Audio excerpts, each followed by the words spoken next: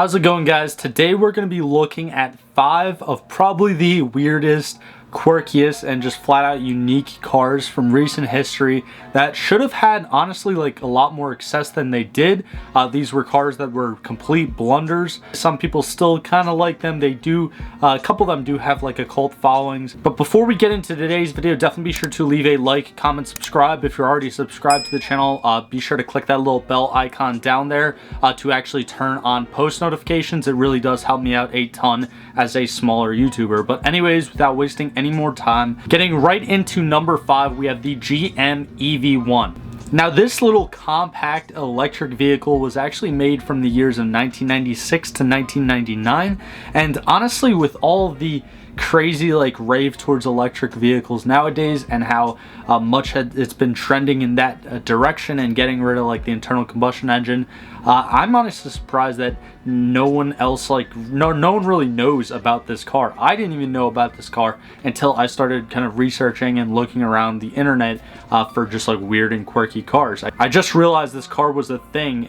as of like last month, so it was pretty much like the first like mass-produced daily drivable electric vehicle. It certainly did have an odd and quirky design like most of the vehicles on this list, but it definitely did have potential too. However, it's 139 horsepower and 111 foot-pounds of torque from its little baby single electric motor. It wasn't really too impressive. I mean, I guess it was enough for like just like a little commuter back and forth to work, but it definitely didn't really make a lot of power. Also, its charging capabilities and its range were just nowhere near what EVs are today. And when you also account for the fact that General Motors had to actually invest over $1 million for every single unit of this car that they sold, it's pretty clear why, you know, it was only produced for 3 model years and GM kind of just stopped producing it, and it was just an overall failure because if they kept producing it, to be honest with you, at that time it would have been just complete financial suicide. Number 4, the DeLorean DMC12. So made from only 1981 to 1983, most people know this DeLorean from the Back to the Future movies, and honestly, I don't really think it's that much of a failure of a car because of those movies, not because of anything that happened when it was actually being made, but the movies like coming out after the fact and after production was already stopped for this DMC12, that like kind of picked up the kind of love for DeLorean and the cult following and the niche following around this stainless steel futuristic looking car. A lot of its potential was mainly just in the design though, because the performance was definitely lackluster. But when talking about this DeLorean's design, again, it had a very futuristic design for the early 80s. It was completely made out of like stainless steel. That's why all of them have that color. They're actually not even painted, which I think is pretty cool for like a factory vehicle. And then when you couple that along with its gull wing doors and its just overall wedge shape, it does have a very, very iconic look to it. However, with an absolutely terrible power output from its 2.85 liter V6, right at 130 horsepower and 153 foot-pounds of torque, it had a 17.9 quarter-mile time from factory, which is pretty freaking ridiculous. To put it into perspective for you guys, it's slower than every single factory Miata ever made. Number 3, the Pontiac GTO. Now, no, I'm not talking about the old school GTOs. I'm not talking about the Judge. I'm not talking about those iconic and classic American muscle cars. I'm talking about the GTO made from 2003 to 2006.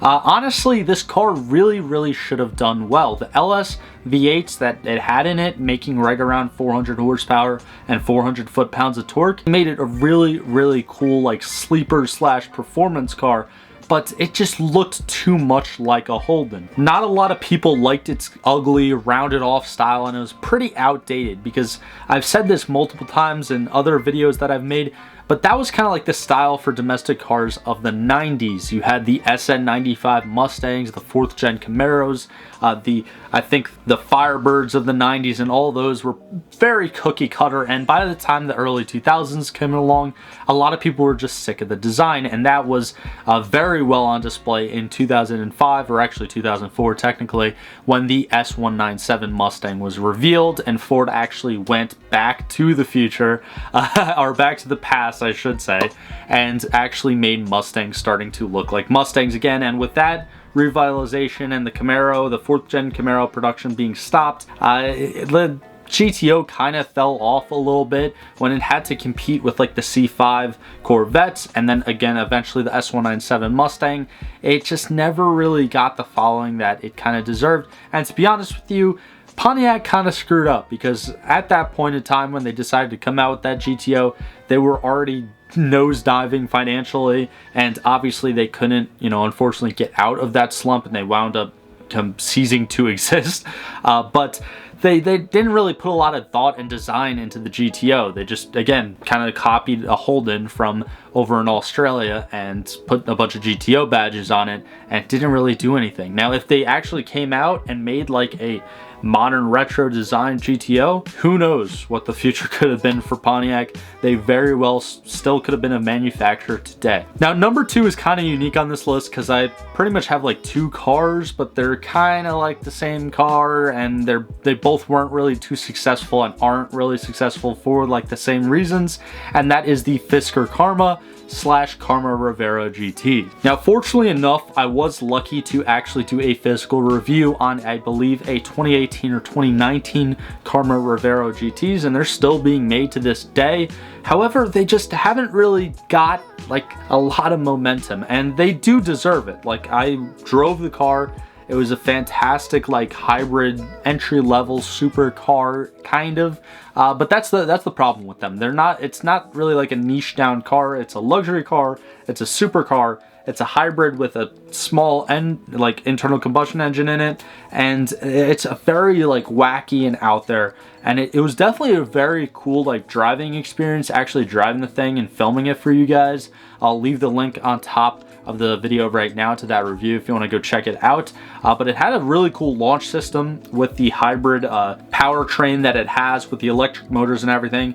I mean, you put it in launch mode and actually take off, and the thing like took off rather pretty like impressively, and it was kind of like weighed down a bit. It was definitely like a heftier supercar, I guess, if you want to call it that. But to be honest with you, the main problem with the Fisker Karma and now with the Karma Rivera GT is that they're just too expensive. No one really wants to spend 6 figures for a car most people don't even know the manufacturer, and it's not like a Lotus or anything where it's specifically like a person's car. The Karma is kind of just there. I do, hope Karma has success in the future. Again, I've dealt with a Karma dealership before. I've reviewed one of their cars for you guys, so I'm not like trying to hate on it or anything. It's just a very like out there vehicle. Now, for number 1, we have the Plymouth Prowler. Yeah, the Plymouth Prowler. A lot of you guys might think that it wasn't really worthy of any sort of success, and to be honest, it didn't find really much success at all. I mean, I know that in the second-hand car market, prices for them have actually gone up in recent years. As someone who's born in 2000, growing up being a kid in the early 2000s, seeing this thing around and seeing it in dealerships, I just felt like this was such a cool car. And that's kind of the problem with it, is that it's a very like immature design. It does bring back kind of like that rat rod feel, except you can't have a rat rod without 8 cylinders. At least that's my own opinion. So with Plymouth bringing this back, I liked the design. I really like the body design. And to be completely honest with you guys, as an adult, I actually really do still like the design. Looking back and just like looking at a picture of it right now, it really wasn't too bad to look at. However, when it just had that V6 in it, it wasn't making a ridiculous amount of power.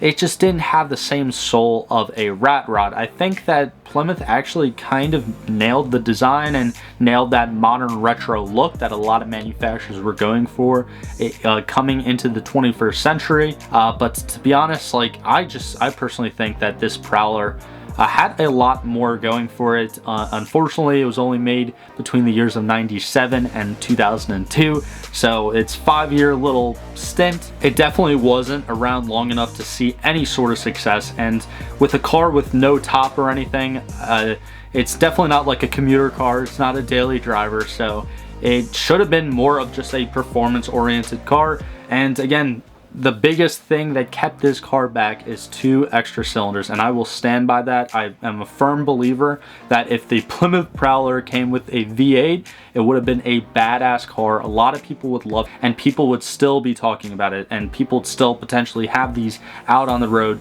taking them to car shows, taking them to meets or whatever. I know that may be a little bit far-fetched, but again, that's just my own opinion. If you guys think I'm wrong, let me know down in the comments below while you're down there. Again, definitely be sure to leave a like, comment, subscribe, all that stuff. Really does help me out a ton. I really do appreciate it a lot as a smaller YouTuber. But like always, thank you guys for sticking to the end of today's video. I hope you all have a fantastic day, and I will see you in the next one. If you enjoyed today's video, click on either of these links right here to watch a similar video from this channel, or click on the little circle link right there to actually subscribe to the channel. It's absolutely free. I do appreciate all the support, but thank you for sticking to the end of this video, and I hope you have a fantastic day.